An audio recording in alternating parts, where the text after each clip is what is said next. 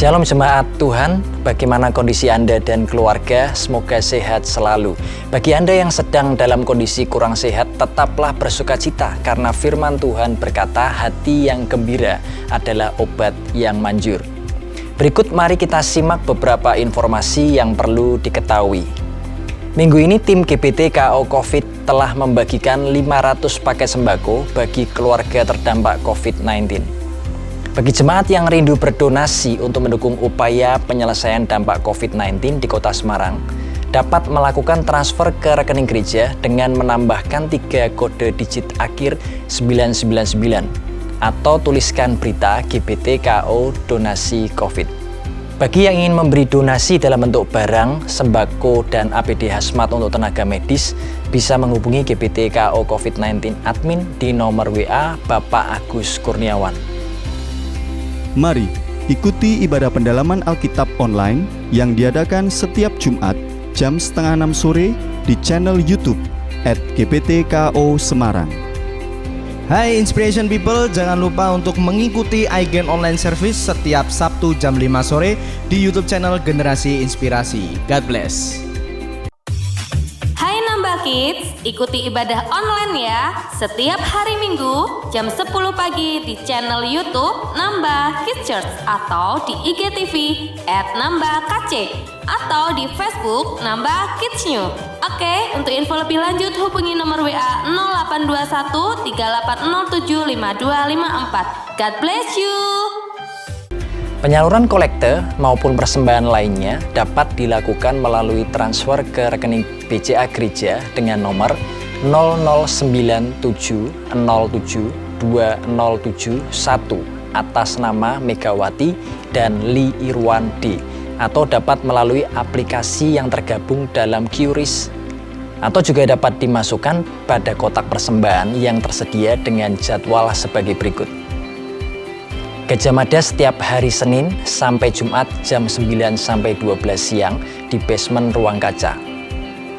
Tanamas setiap hari Kamis jam 12 sampai 2 siang dan Minggu jam 10 sampai 12 siang di kantor Gembala wilayah Tanamas. Dan Puri Anjasmoro setiap hari Minggu jam 9 sampai 10 di lobi pintu utama gereja. Atau Bapak Ibu dapat menghubungi Gembala wilayah atau wakil Gembala wilayah masing-masing. Kami mengucapkan terima kasih atas persembahan yang sudah Bapak Ibu berikan kepada Tuhan. Kami mengajak kita semua untuk terus berdoa bagi sesama anak Tuhan, bangsa dan negara Indonesia, juga bagi penduduk bumi ini agar terjadi hujan pertobatan dan nama Tuhan dipermuliakan. Sebentar lagi kita akan masuk dalam hadirat Tuhan melalui ibadah online. Mari kita siapkan diri kita untuk mempersembahkan korban pujian dan mendengarkan sabdanya. Tuhan memberkati.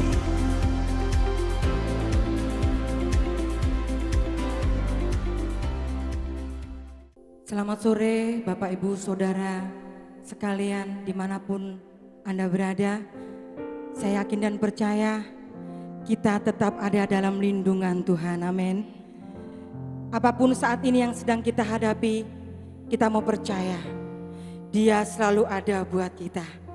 Penyertaannya senantiasa sempurna buat kehidupan kita. Mungkin saat ini kita tidak bisa leluasa beribadah, tetapi di tempat masing-masing saya percaya urapan dan lawatan Tuhan terjadi saat saudara mau mengundang hadiratnya ada di rumah kita masing-masing. Biar kita terus, iman kita boleh semakin hari, semakin naik, semakin ditambahkan. Karena kita memiliki pengharapan di dalam Tuhan.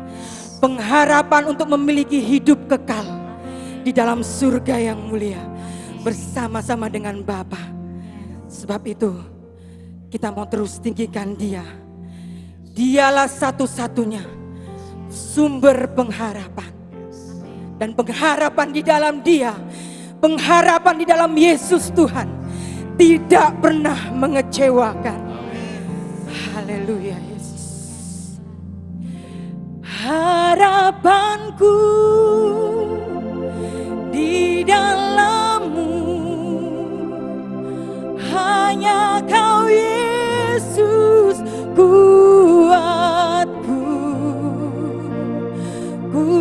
percaya, ku aman dalam-Mu.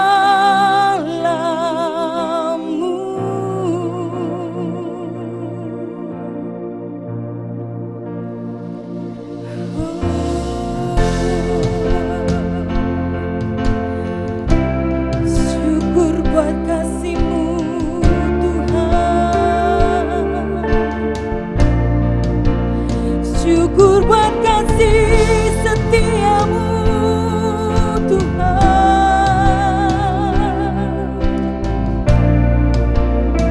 Terima kasih, kasih-Mu, karya-Mu nyata dalamku. Kau pegang hidupku dalam tangan-Mu. Darah-Mu, salib-Mu tebus hidupku. Nama-Mu berkuasa, sanggup bangkitkan.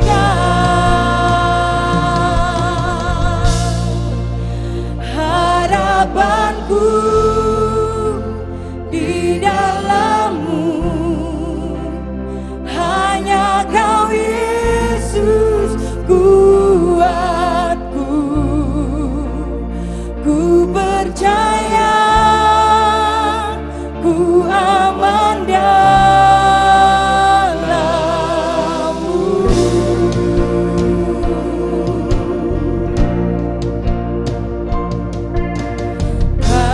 Kasih-Mu, karya-Mu nyata dalamku. Kau yang memegang kehidupan kami Tuhan, ke dalam tangan-Mu kami serahkan hidup kami.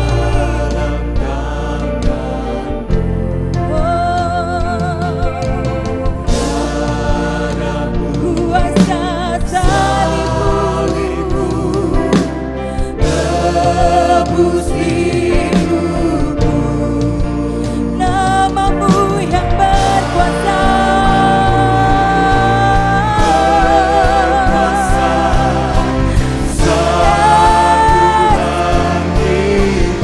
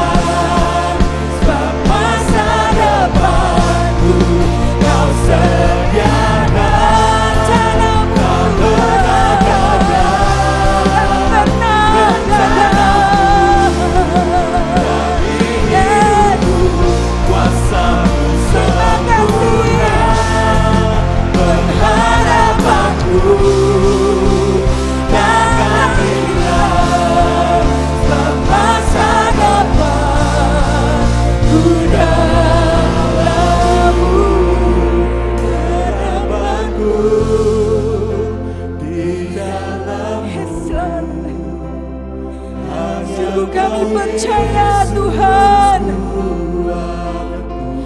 sungguh kami percaya.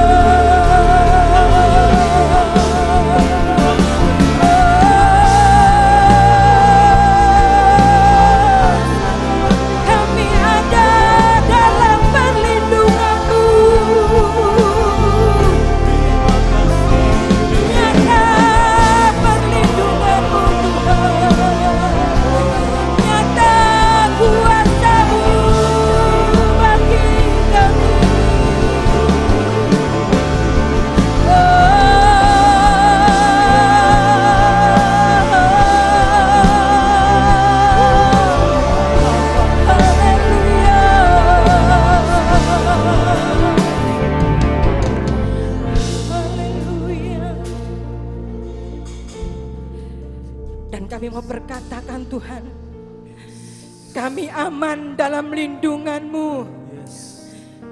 Kami aman dalam perlindungan-Mu Tuhan. Sebab itu kami mau terus berharap kepada Yesus Tuhan. Pengharapan kekal.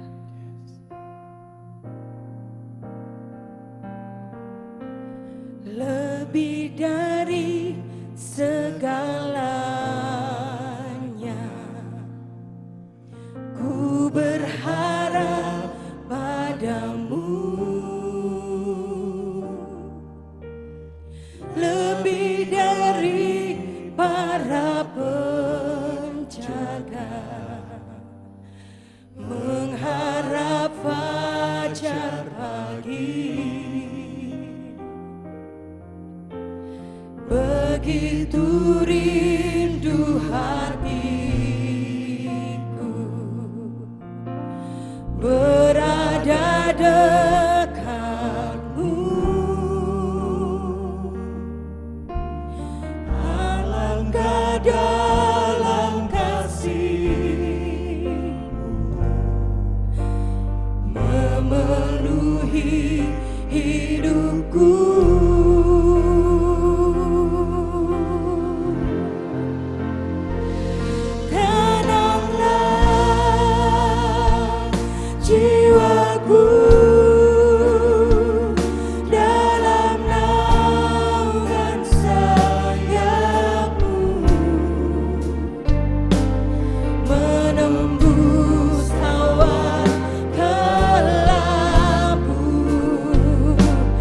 Pandang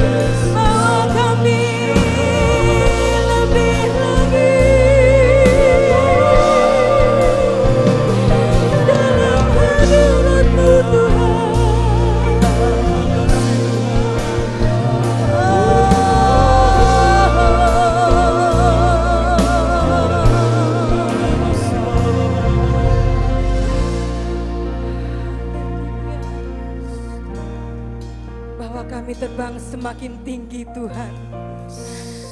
Bersama dengan kekuatan sayap-Mu.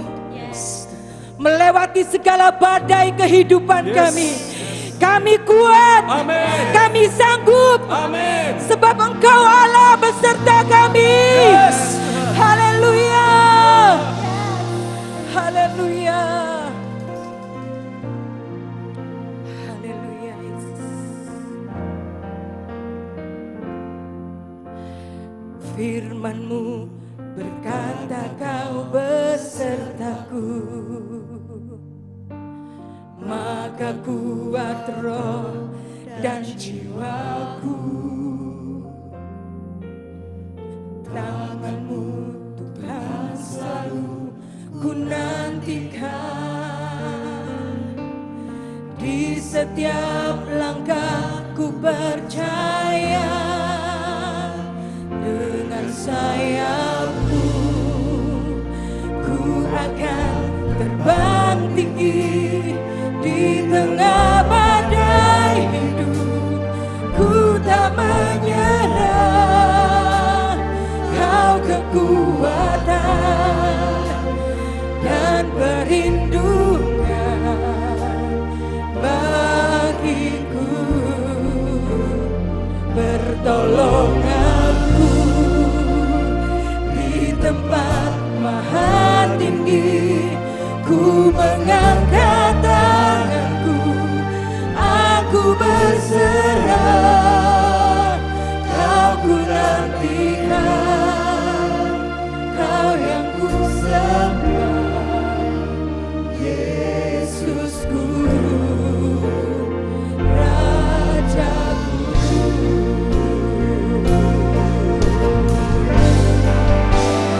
Dengan sayap-Mu ku akan terbang tinggi. Di tengah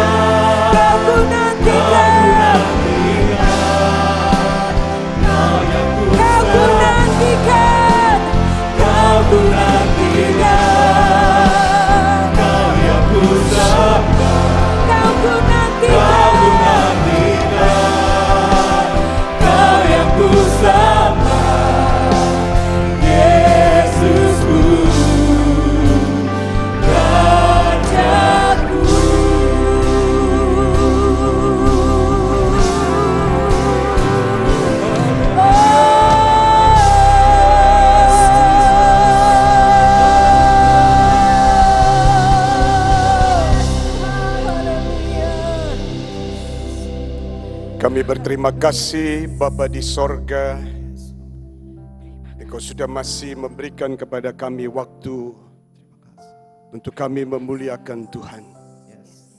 Meskipun kami berada di rumah, tetapi kami merasakan kehadiran Tuhan. Kami merasakan Engkau ada di tengah-tengah keluarga kami.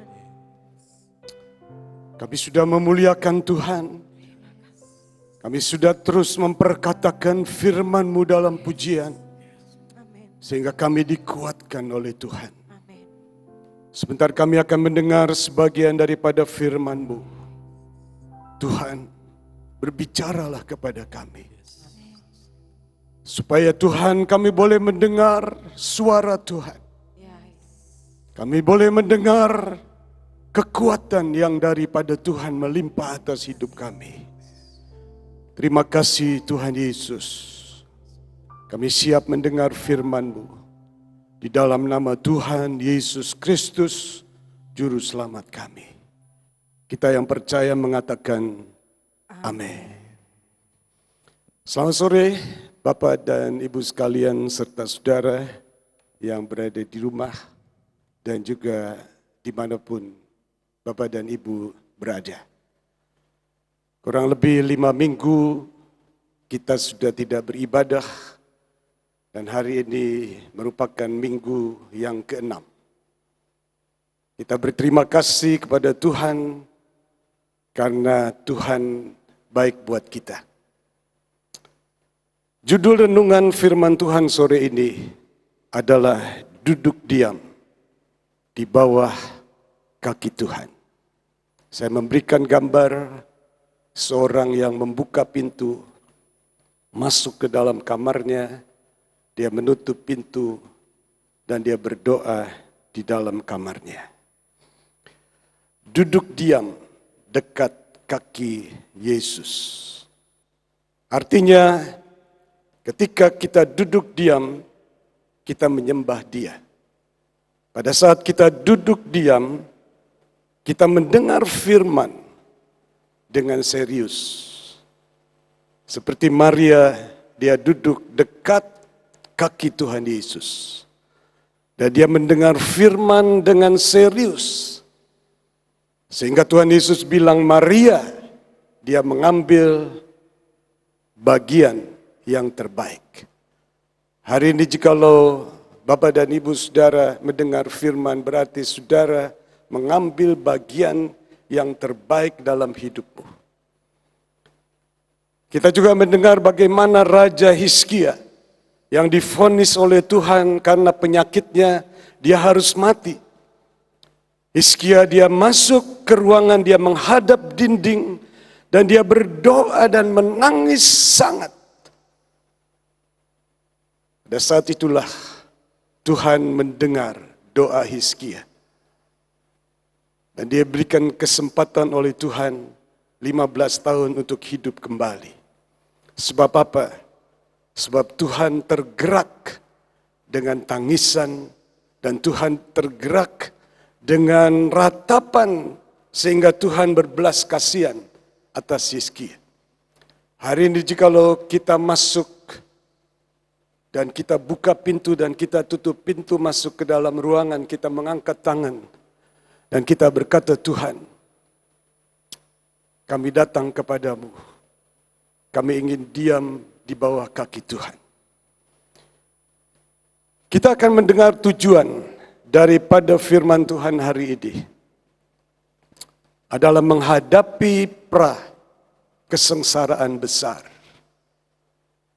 Umat Tuhan harus tetap beriman. Umat Tuhan harus tetap berdoa dan tetap waspada. Kita menghadapi nanti great tribulation. Kita menghadapi kesengsaraan yang besar.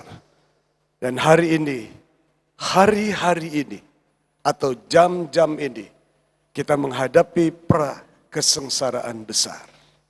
Kita baca Yesaya pasal yang ke-20. 6 ayat yang ke-20. Mari bangsaku, Masuklah ke dalam kamarmu, tutuplah pintu. Sesudah engkau masuk, bersembunyilah barang sesaat lamanya, sampai amarah itu berlalu. Yesaya 26 ayat 20. Mari bangsaku. Saudara, tergantung kepada saudara. Ini satu undangan. Apakah kita merespon atau kita mengacuhkan undangan ini? Masuk ke dalam kamarmu, tutuplah pintumu sesudah engkau masuk. Bersembunyilah, bersembunyilah. Saudara, kata ini mempunyai arti secara diam-diam. Ya, nggak usah teriak-teriak, nggak usah gembar-gembor di sana, tapi secara diam menyembunyikan diri. Barang sesaat lamanya, sekejap mata, hanya sekejap mata. Saudara, kadang kita tidak punya waktu untuk datang kepada Tuhan. Pada saat segala sesuatu baik, kita tidak punya waktu kepada Tuhan. Tetapi hari ini Tuhan mengundang saudara dan mengundang saya untuk kita masuk ke dalam kamar kita. Artinya secara pribadi kita datang kepada Tuhan. Kita tutup pintu, artinya kita hilangkan segala sesuatu yang ada yang mungkin mengganggu hidup kita. Kita akan bersembunyi barang sesaat lamanya. Sampai apa, saudara? Sampai amarah itu berlalu. Kita melihat di sini betapa pentingnya kedamaian pribadi di tengah-tengah kehidupan yang membebani iman orang Kristen saat ini. Saya tahu saat ini kita dibebani iman kita. Tetapi saudara, pada saat kita dibebani iman kita, jangan kita meragukan kemampuan dan anugerah Allah. Sekali lagi saya katakan, pada saat kita dibebani, iman kita dibebani, jangan meragukan kemampuan dan anugerah Allah. Saudara, hari ini kita akan beriman atau kita akan berpikir secara nalar. Saya mendengar ada fideisme. Artinya percaya saja. Sehingga orang-orang Pantekosta dulu membuat nyanyian, percaya saja, percaya saja. Tetapi fideisme ini digugat. Katanya harus pakai nalarisme. Percayaisme diganti dengan nalarisme, akal budiisme. Saudara, waktu saya baca hal ini, dua-dua dari Tuhan. Iman itu dari Tuhan. Nggak mungkin kita bisa beriman tanpa iman itu diberi oleh Tuhan. Saudara, nggak mungkin kita bisa berakal budi dan kita bisa punya nalar jikalau itu tidak pemberian Tuhan. Berarti menurut saya, dua-dua harus seimbang. Tetapi pada saat kita saat ini sedang mengalami mungkin hal-hal yang aneh, ada sesuatu yang tidak pernah terjadi sebelumnya. Saudaraku D.L. Moody, saya baca D.L. Moody, dia memberikan 3 jenis iman yang dibebani. Yang pertama adalah iman yang berjuang. Pada saat dia dibebani, imannya berjuang tapi nggak kuat. Akhirnya tenggelam. Sudah berjuang, tenggelam. Saudara, tetapi ada juga iman yang bergantung. Orang ini dia pegang saat perahunya mau tenggelam, dia pegang di pinggir perahunya, nyaris. imannya nyaris. Dia punya iman. Tapi hampir aja imannya tenggelam. Tetapi yang ketiga luar biasa, D.L. Moody, dia mengatakan ada iman yang beristirahat. Artinya orang yang aman dalam perahu. Meskipun ada gelombang, meskipun perahu ini terombang-ambing, imannya tenang dan dia bisa beristirahat. Dan orang inilah yang bisa mengulurkan tangannya, menolong orang lain. Gak mungkin orang yang berjuang, imannya berjuang, dia tolong orang lain. Gak mungkin. Gak mungkin juga orang yang punya iman yang bergantung, nyaris hampir tenggelam, dia bisa menolong orang lain. Tetapi orang yang beriman dan punya imannya istirahat. Artinya apa, saudara?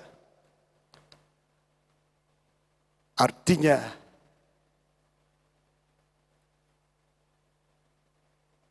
dia tenang.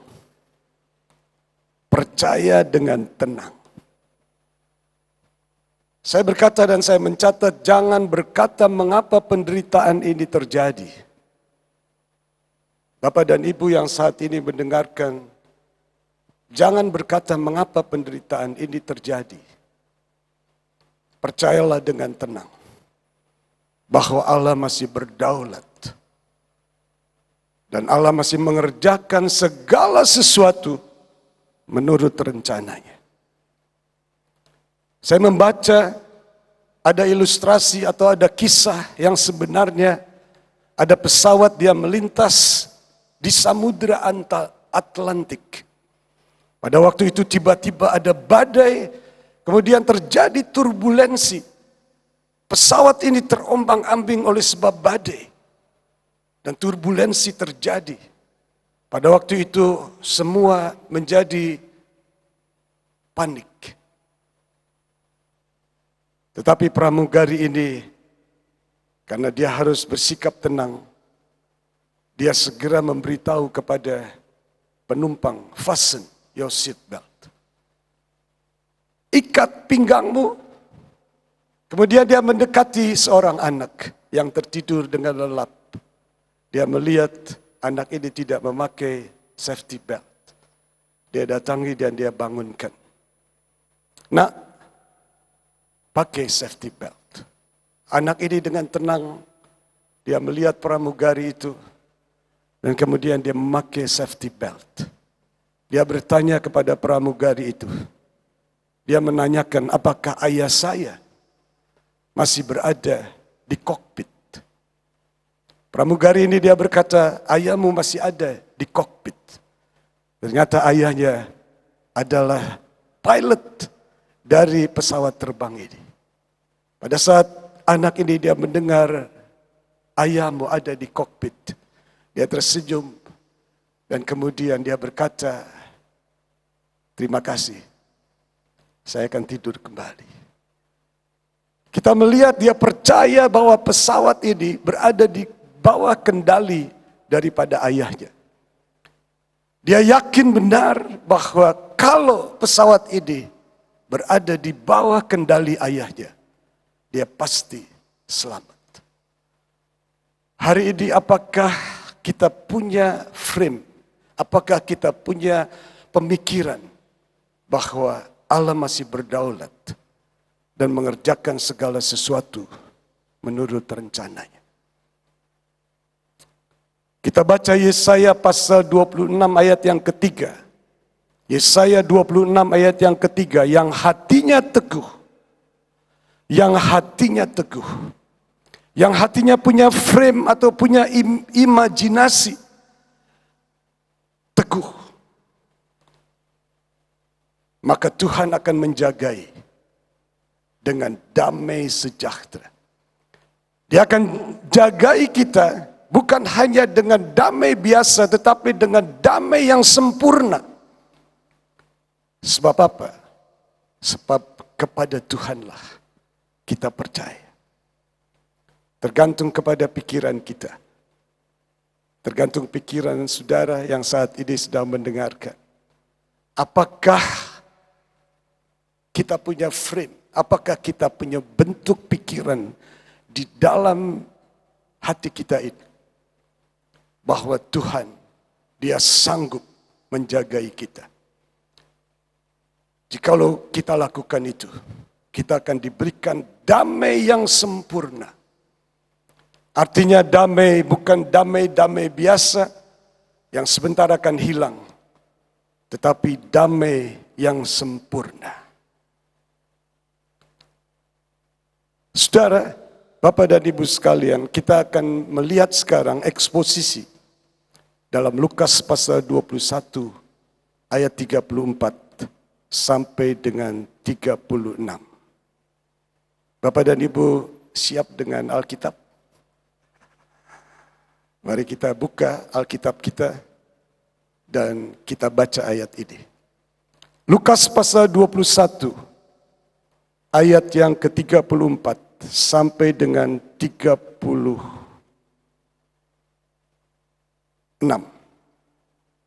Saya baca ayat yang pertama, saudara di rumah baca ayat yang ke-35, 36 kita baca bersama-sama. Saya baca ayat yang pertama. 2, 3. Jagalah dirimu supaya hatimu jangan syarat oleh pesta pora dan kemabukan serta kepentingan-kepentingan duniawi. Dan supaya hari Tuhan jangan dengan tiba-tiba jatuh ke atas dirimu seperti suatu jerat. Sebab Ia akan menimpa semua orang penduduk bumi ini. Berjaga-jagalah senantiasa sambil berdoa, supaya kamu beroleh kekuatan untuk luput dari semua yang akan terjadi itu, dan supaya kamu tahan berdiri di hadapan Anak Manusia. Amin. Sebab Ia akan menimpa semua penduduk bumi. Berjaga-jagalah senantiasa sambil berdoa, supaya kamu beroleh kekuatan untuk luput dari semua yang akan terjadi itu. Amin. Saudara, yang pertama yang harus kita simak dari eksposisi ini adalah jaga dirimu. Ya, jaga dirimu. Ini suatu peringatan. Ya, saat kondisi aman, saat kondisi damai, dan saat kondisi nyaman, justru kita harus waspada. Saudara, yang menarik pada saat saya simak ayat-ayat ini, sebelum Tuhan Yesus berbicara di dalam ayat yang ke-34 dan 36, Tuhan Yesus berbicara tentang pohon ara. Yang Bapak Ibu lihat itu adalah pohon ara. Pohon ara ini luar biasa. Kita melihat dalam Alkitab Kejadian pasal 3 ayat 7. Daun pohon ara ini dipergunakan untuk menutupi ketelanjangan Adam dan Hawa. Dan kita melihat pohon ara itu sejajar kepopulerannya dengan pohon anggur. Dan dua pohon ini, pohon ara dan pohon anggur, itu sangat populer di tanah Israel. Dua kali panen sekitar bulan Juni dan Agustus atau September. Dan kita melihat pohon ara ini memberikan buah yang menawarkan kemanisan yang sangat luar biasa. Dan juga dia bisa menjadi bahan untuk obat. Yang menarik sekali adalah hasil panen itu disimpan pada musim panas. Dan pada musim panas, maka buah ara ini dia akan dipanen dan dikumpulkan dan kemudian dijual. Ya, sehingga petani dia mendapatkan keuntungan yang sangat luar biasa. Tuhan Yesus dia berkata, lalu Yesus mengatakan perumpamaan ini kepada mereka. Perhatikan. Perhatikanlah pohon ara atau pohon apa saja. Biasanya pohon ara sangat dekat dengan pohon anggur. Karena dua pohon ini kalau panen itu kita bisa menjadi seorang yang kaya luar biasa. Dan kalau kita bisa menjadi seorang kaya yang luar biasa, maka kita bisa melakukan apa saja. Apabila kamu melihat pohon-pohon itu sudah bertunas, kamu tahu dengan sendirinya bahwa musim panas sudah dekat. Saya keluar dari konteks tentang nubuatan tentang pohon ara ini melambangkan orang Israel yang saat ini sedang mulai tunas. Tetapi saya melihat bahwa sesudah panen itu akan terjadi kenyamanan. Sesudah panen akan terjadi keamanan karena ada kondisi yang menguntungkan. Pada saat itulah Tuhan Yesus mengatakan jaga dirimu. Saudara, kalau saya melihat frase daripada pohon ara itu melambangkan kondisi keamanan dan kondisi kemakmuran. Jadi pada saat engkau aman, pada saat engkau tidak ada apa-apa, pada saat engkau diberkati oleh Tuhan, pada saat engkau merasakan bahwa semuanya damai dan tidak ada sesuatu yang mengganggu, justru saat itulah engkau harus waspada. Mika pasal 4 saya baca, tetapi mereka masing-masing akan duduk di bawah pohon anggurnya dan di bawah pohon aranya dengan tidak ada yang mengejutkan. Artinya pada saat kondisi aman dan kondisi nyaman dan damai, gak ada yang mengejutkan. Tetapi pada saat tertentu, pada saat itulah ada sesuatu yang mengejutkan. Saudara, Lukas pasal 21 ayat 34 mengatakan, jagalah dirimu, supaya hatimu jangan syarat oleh pesta pora dan kemabukan serta kepentingan duniawi. Dan supaya hari Tuhan jangan dengan tiba-tiba jatuh ke atas dirimu seperti suatu jerat. Mengapa orang menikah? Dia harus memberikan janji. Aku mengambil engkau menjadi istriku yang sah atau menjadi suamiku yang sah dan satu-satunya. Pada saat kelimpahan dan pada saat kekurangan, aku akan tetap mencintai. Sebab apa, saudara? Sebab bukan hanya pada masa penderitaan kita bisa mencintai. Kita bisa lepas dari mencintai. Tetapi pada saat kita diberkati, kita juga bisa lepas dari kasih itu. Hati-hati, jaga dirimu, supaya hatimu jangan syarat. Artinya jangan asik atau jangan punya hati bahwa semuanya berjalan baik dan gak ada apa-apa. Supaya apa? Supaya hari Tuhan, supaya hari itu jangan dengan tiba-tiba jatuh ke atas dirimu seperti suatu jerat. Artinya tidak disangka-sangka dan tidak terduga. Saudara, Kita baca Lukas pasal 21 ayat 35. Sebab ia akan menimpa semua penduduk bumi ini. Sebab ia akan menimpa semua penduduk bumi ini.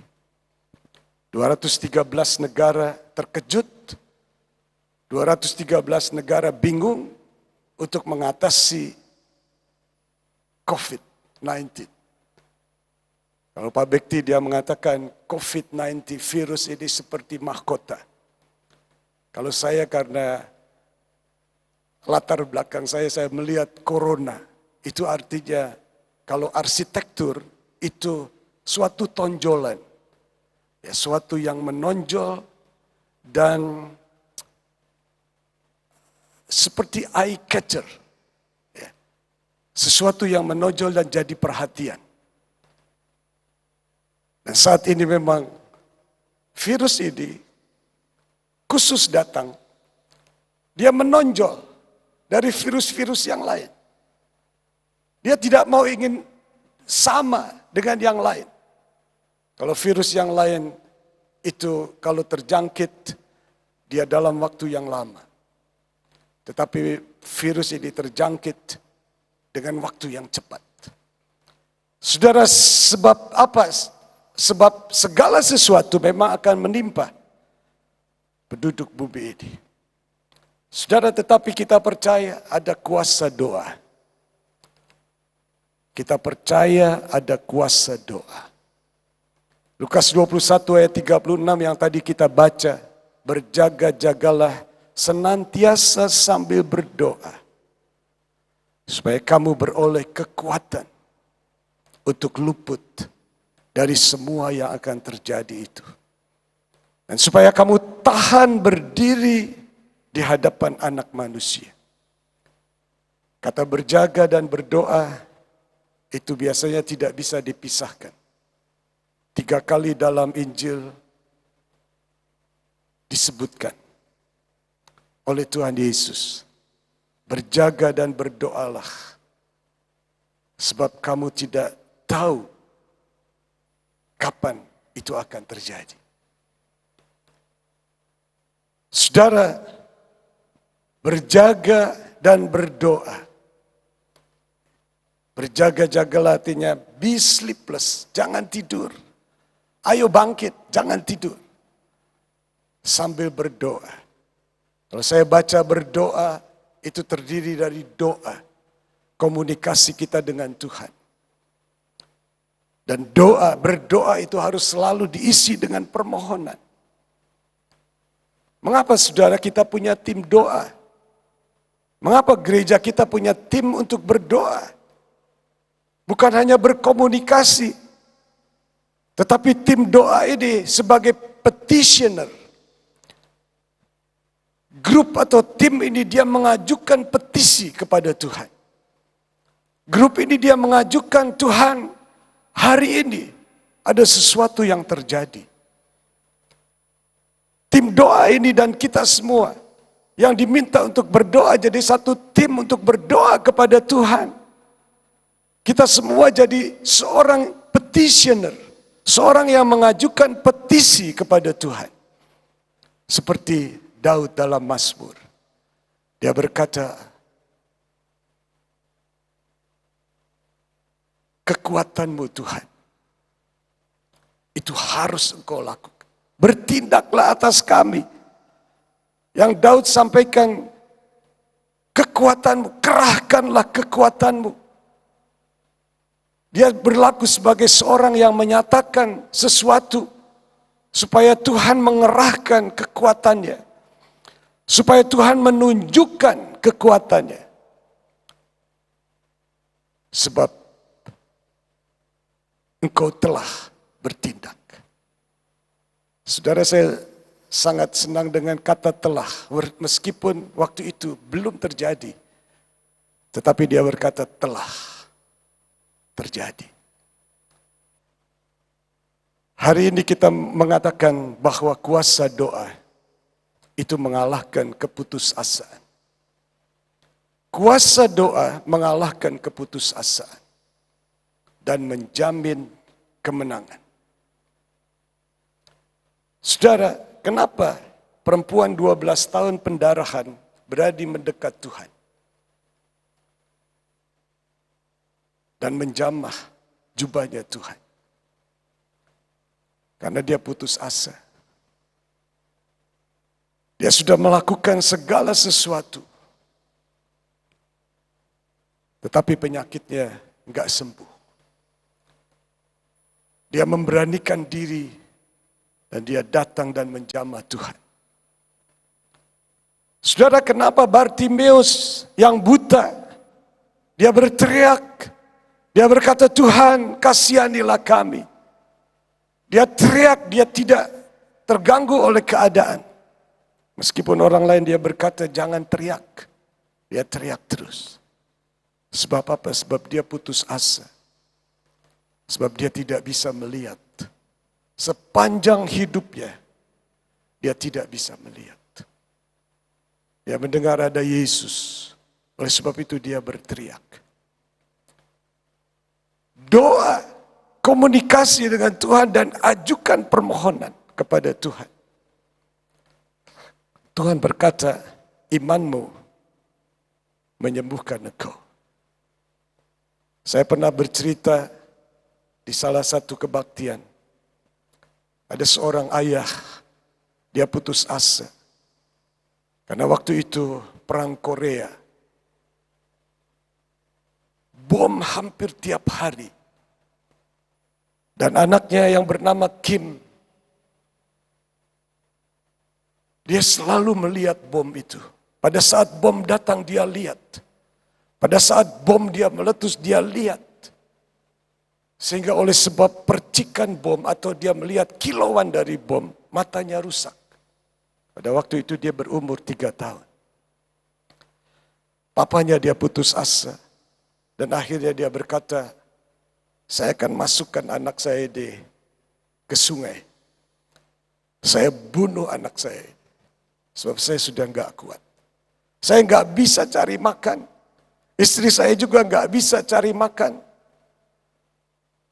Perang terjadi hari ini dan seterusnya saya enggak tahu apa yang akan terjadi. Dia putus asa. Dia berkata bahwa saya akan bunuh anak ini. Waktu itu terjadi hujan deras, sungai di depan, begitu arus kuat. Dia bawa anaknya umur 2 tahun dan umur 3 tahun.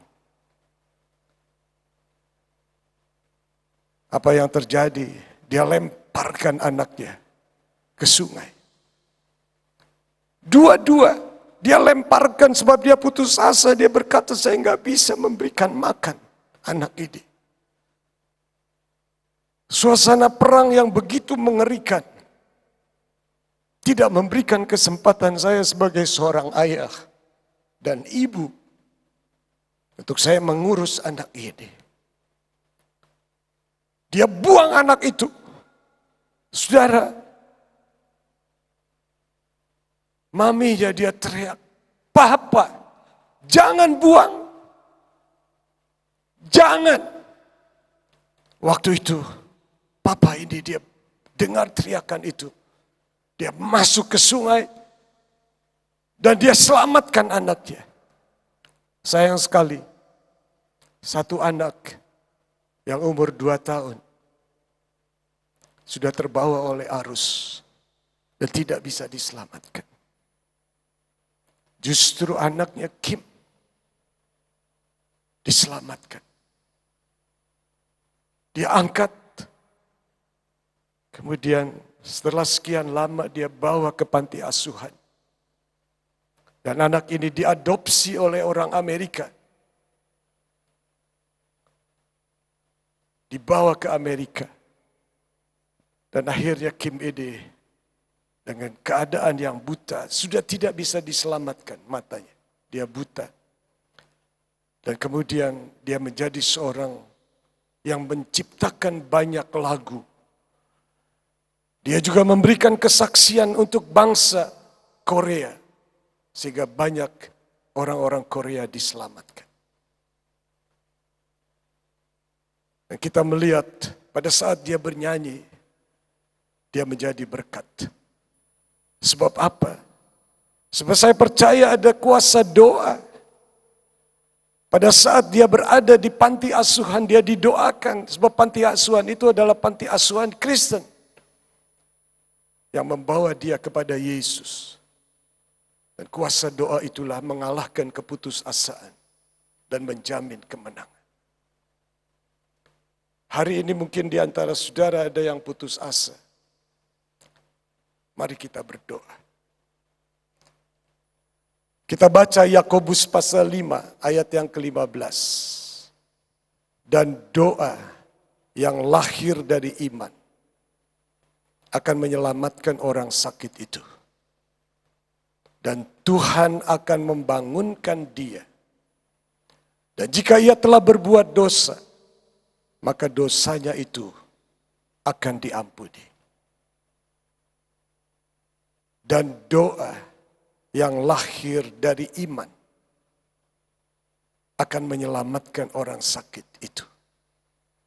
Orang skeptis dia berkata, apa mungkin hanya dengan iman.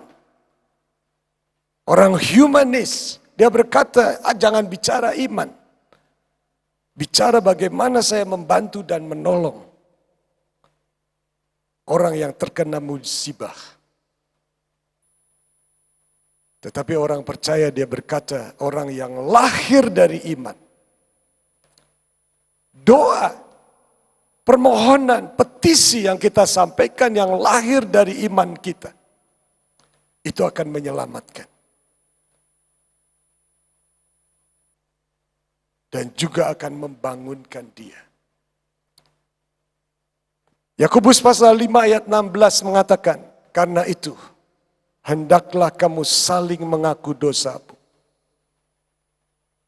Dan saling mendoakan. Supaya apa? Supaya kamu sembuh. Kenapa kamu nggak bisa sembuh? Karena kamu tidak saling mendoakan. Dan kamu tidak saling mengaku dosa. Kita melihat doa ada hubungannya dengan masalah pengampunan. Adakah suami hari ini yang tidak bisa mengampuni istri? Maka engkau tidak bisa berdoa kepada Tuhan. Dan doamu tidak pernah akan dijawab. Adakah istri hari ini atau anak-anak yang tidak bisa mengampuni papa? Maka doamu tidak pernah akan dijawab oleh Tuhan. Pada saat engkau mau datang kepada Tuhan, firman Tuhan mengatakan, selesaikan dulu masalahmu. Saling mendoakan, saling mengampuni, baru kamu datang ke altarku dan mengangkat tangan berdoa dan mohon sesuatu kepadaku. Saudara, kita melihat di sini doa orang benar bila dengan yakin didoakan. Itu sangat besar kuasanya. Saudara percaya? Lakukan. Tutup pintumu, masuk ke kamar dan tutup pintu, engkau angkat tangan. Saya percaya Tuhan akan melakukan sesuatu yang besar dalam hidupmu. Saudara, pertolongan itu datangnya hanya dari Tuhan. Pada saat kita terjepit, pada saat kita tidak bisa lagi melakukan sesuatu, maka pertolongan itu akan datang pada waktunya. Saya membuat gambar, ada satu tangan yang meraih tangan yang lain.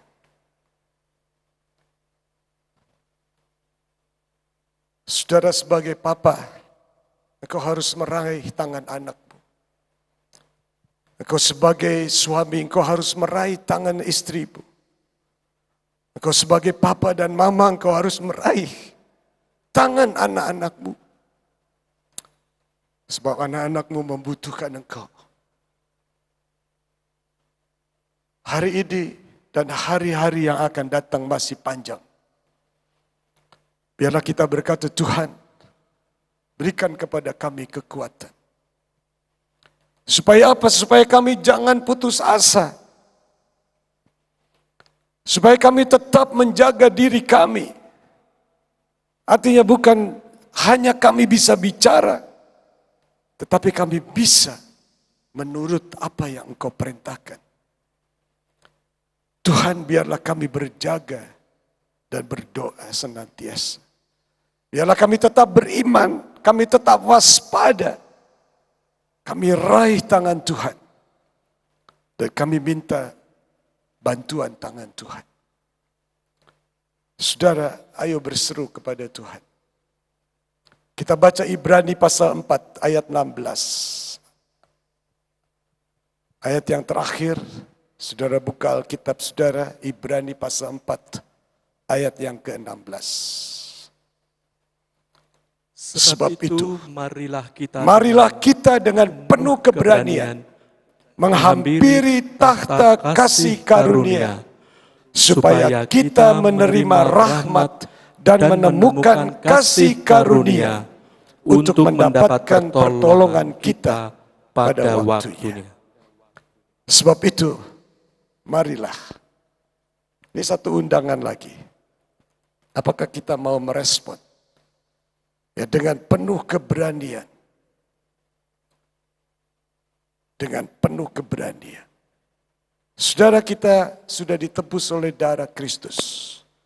Dan bait Allah sudah terbelah menjadi dua pada saat Kristus mati di atas kayu salib. Bait Allah terbelah, tirai bait Allah terbelah menjadi dua. Sehingga setiap orang dia bisa masuk ke ruang kudusnya Tuhan. Hari ini saya minta kepada saudara dengan penuh keberanian, saudara berdoa kepada Tuhan. Masih ada mujizat, masih ada anugerah, dan masih ada rahmat yang Tuhan akan berikan kepada kita. Kita percaya kita akan mendapat pertolongan pada waktunya. Kita menyanyi satu lagu, lingkupiku dengan sayapmu.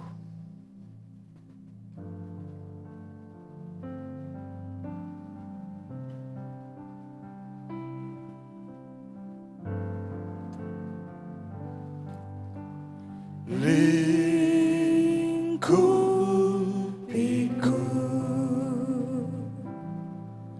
dengan sayapmu,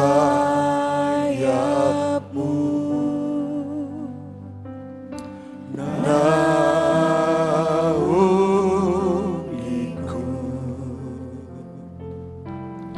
dengan kuasa-Mu di saat badai bergelora.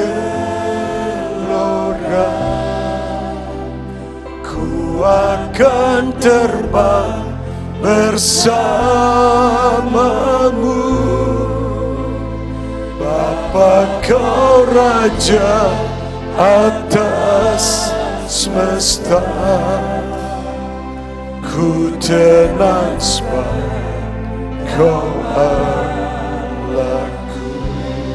Jiwaku tenang dalam Kristus. Jiwaku tenang dalam Kristus. Lihat kuasa-Nya dalam kehendak. Di saat badai bergelora, ku akan tenang bersamamu. Bapa Kau Raja atas semesta. Ku tenang sebab Kau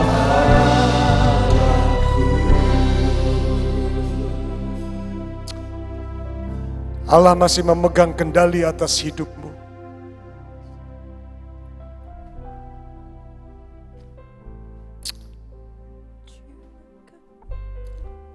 Jikalau engkau berserah kepada Tuhan,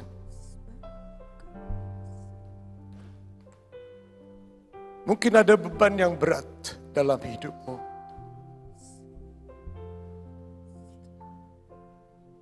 Engkau harus datang kepada Tuhan.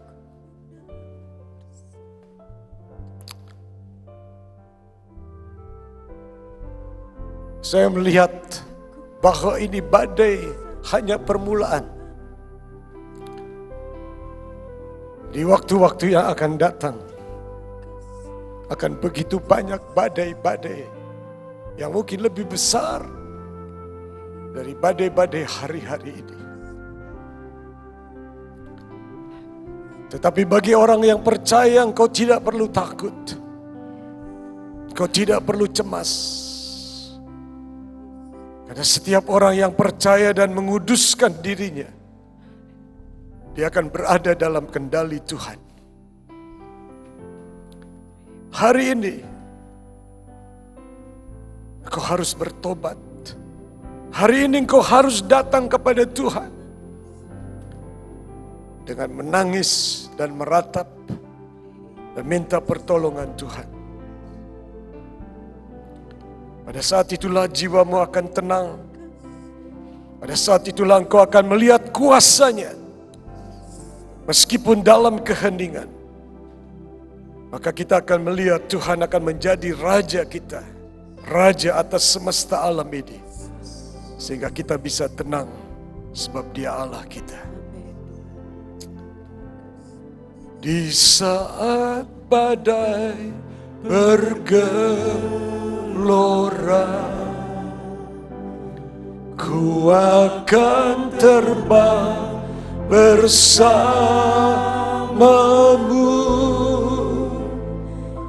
Bapa, Kau Raja atas semesta, ku tenang sebab Kau Allahku.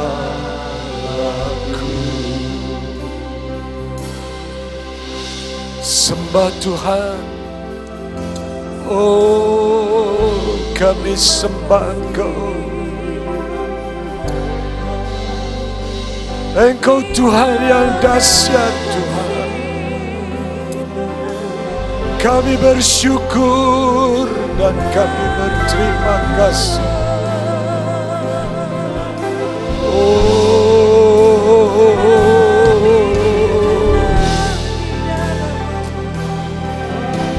Terima kasih Tuhan.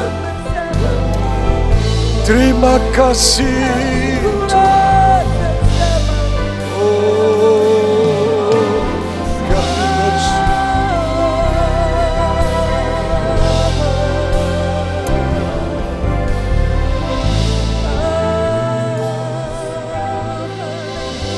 Sore hari ini saya ingin berdoa buat saudara.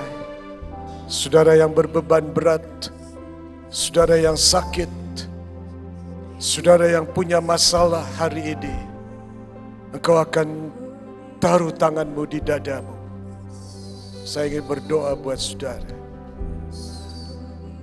Bapa di sorga, Engkau melihat tangan-tangan yang diletakkan di dada saudara-saudara kami yang berbeban berat, yang saat ini membutuhkan Engkau. Saudara-saudara kami yang sakit, Tuhan, Engkau hadir hari ini di tengah-tengah mereka. Engkau hadir di tengah-tengah rumah mereka. Hari ini rumah mereka sudah dijadikan mezbah untuk selalu berharap kepada Engkau. Tuhan, lakukan sesuatu yang besar atas hidup mereka. Dalam nama Yesus, beban yang mereka derita diangkat oleh Tuhan. Sakit penyakit yang ada pada mereka Tuhan diangkat oleh Tuhan, dipulihkan dalam nama Yesus. Ada kuasa yang memulihkan. Kami mohon Tuhan, biarlah hari-hari yang akan datang Engkau tetap beserta dengan kami. Kami percaya Engkau Tuhan yang hidup. Engkau yang berkuasa atas hidup kami. Engkau berdaulat atas hidup kami. Terima kasih Tuhan. Jikalau kami akan menutup renungan sore hari ini, kami menengadahkan tangan kami ke hadapan hadirat Tuhan. Saudaraku, biarlah kiranya damai sejahtera dari Bapa kita di sorga menyertai Bapa dan Ibu sekalian. Kasih sayang dari Tuhan kita Yesus Kristus dan persekutuan Roh Kudus menyertai seluruh keluargamu, menyertai pekerjaanmu, menyertai sekolahmu, menyertai segala usaha yang kau lakukan. Tuhan memberkati engkau, Tuhan melindungi engkau, Tuhan menghadapkan wajahnya kepadamu dan memberikan sukacita, memberikan damai sejahtera mulai hari ini sampai Dia datang kembali. Di dalam nama Tuhan Yesus kami berdoa. Kita yang percaya mengatakan amin. Tuhan memberkati.